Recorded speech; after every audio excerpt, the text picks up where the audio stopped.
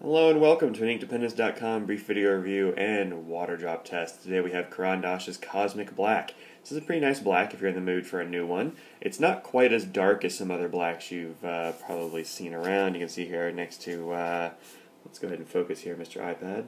See here next to Aurora Black, which is sort of the gold standard for blacks. You can see that this C on the CDA there did smear. I think that was right after I wrote it. The dry time is, it's not super quick, but it's in the regular old range. No big deal. The Infinite Gray here, I want to point out, looks really, really dark, but it's not that dark usually. I think I must have just primed that pen or something before I wrote with it. In any case, Cosmic Black is a pretty nice black, and if you put down enough, there is actually a little bit of sheen.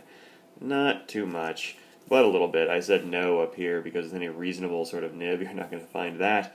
But if you're using a dip pen, or if you have, I don't know, maybe some old flex pens or something, it might give you that kind of sheen. But don't count on it.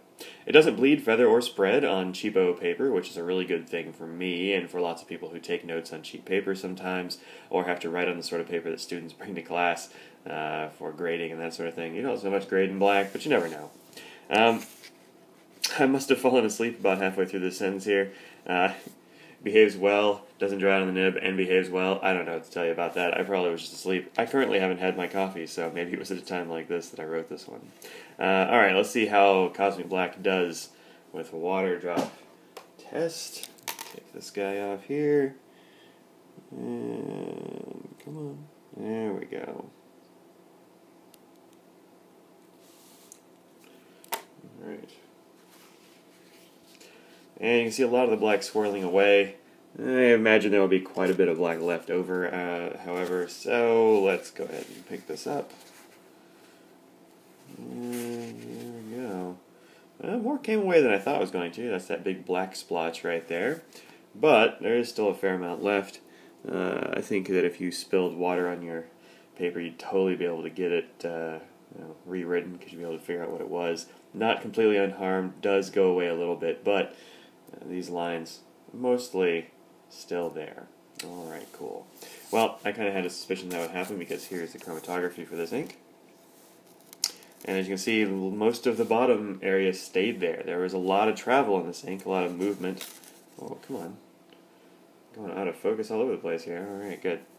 There was a lot of travel. It had all kinds of colors coming up to the top, especially this really light turquoisey blue, some browns, a little bit of I don't know, violet or something in there maybe, but down at the bottom where I started out, still quite a lot of black. So that generally says there's going to be some amount of water resistance, although a lot of it's going to come up.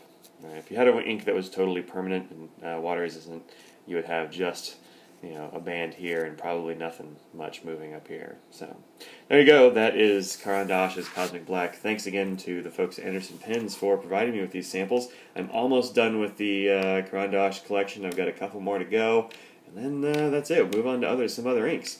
Also, if you like what I do here at InkDependence.com and want to help out monetarily, just a little bit perhaps, go over to patreon.com/inkdependence or follow the link on my blog page, and that will take you to Patreon, where you can make a recurring or one-time monthly donation to the Ink Dependence cause. Thanks very much, folks. I'll see you around.